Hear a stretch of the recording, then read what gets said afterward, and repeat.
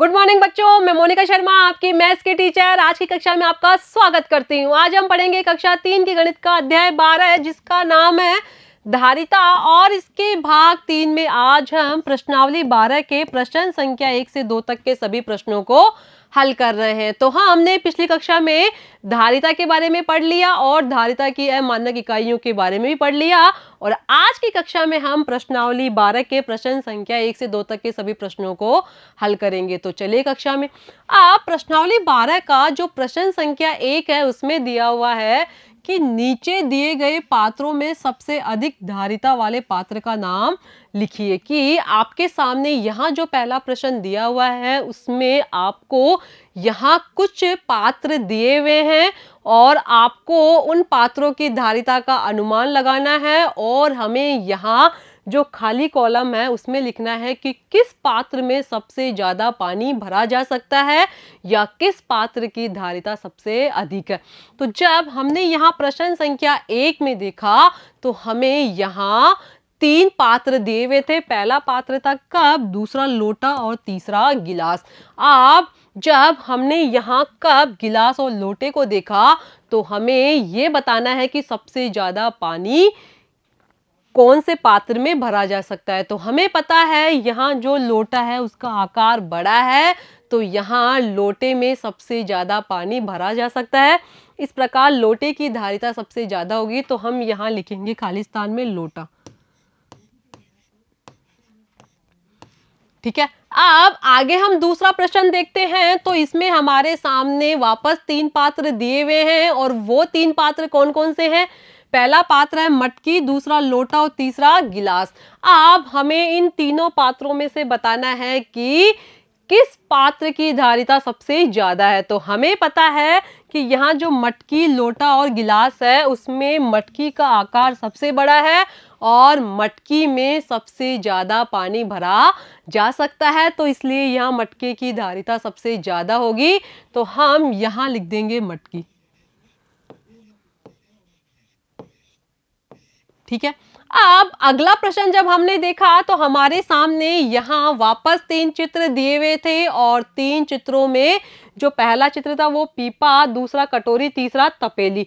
तो हमें बताना है कि इन तीनों में या इन तीनों पात्रों में सबसे ज्यादा पानी या तरल पदार्थ कौन से बर्तन में या पात्र में भरा जा सकता है। तो यहाँ जो सबसे बड़ा पात्र है वो है पीपा और इसमें सबसे ज्यादा पानी, तेल या घी भरा जा सकता है तो हम यहां लिख देंगे पीपा। ठीक है, अब जब हमने अगला प्रश्न देखा प्रश्न संख्या 4 में हमारे सामने वापस 3 चित्र दिए हुए थे और हमें उनको देखकर उनकी धारिता का अनुमान लगाना था और यहाँ लिखना था सबसे ज्यादा धारिता वाले पात्र का नाम। तो यहाँ हमारे सामने दिए हुए हैं ड्रम, जग और कप। तो जब हमने इन चित्रों को देखा ड्रम, जग और कप तो हम देखेंगे कि जो सबसे बड़ा पात्र होगा वो कौन सा होगा इन तीनों चित्रों में। तो यहाँ जो सबसे बड़ा पात्र है वो है ड्रम और ड्रम में सबसे ज्यादा पानी या तेल भरा जा सकता है तो इसलिए ड्रम की धारिता ज्यादा होगी। तो हम यहाँ लिखेंगे ड्रम।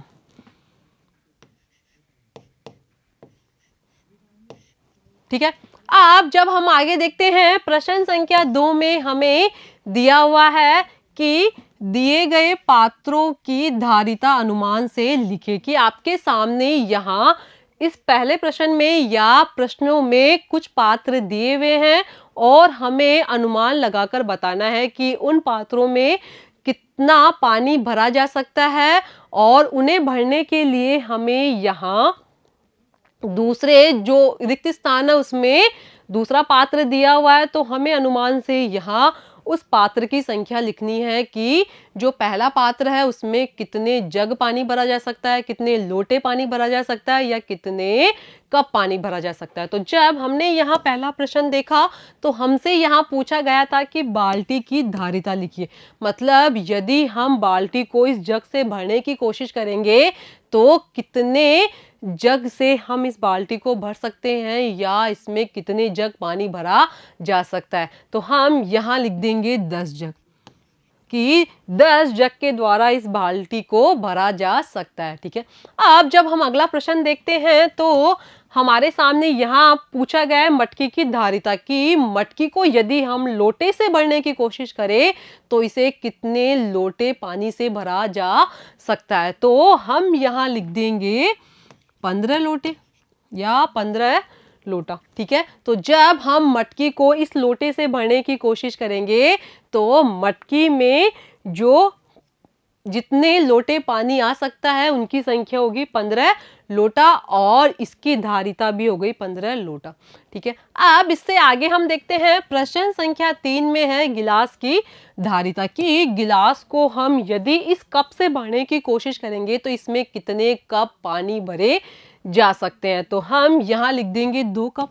यदि हम इस गिलास को इस कप से भरने की कोशिश करेंगे तो इस गिलास को यहाँ 2 कप पानी से भरा जा सकता है। ठीक है, अब इससे अगला प्रश्न हमने देखा तो हमें यहाँ ड्रम की धारिता पूछी गई थी कि यदि आप इस ड्रम को इस बाल्टी से भरने की कोशिश करोगे तो कितनी बाल्टियों के द्वारा आप इस ड्रम को पानी से भर सकते हो। तो हम यहाँ लिख देंगे 10 बाल्टी।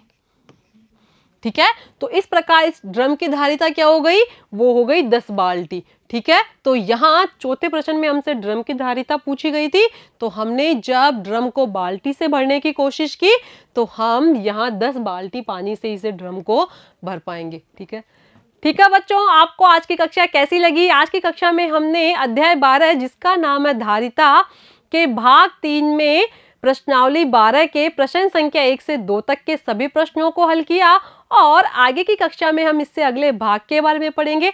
धन्यवाद।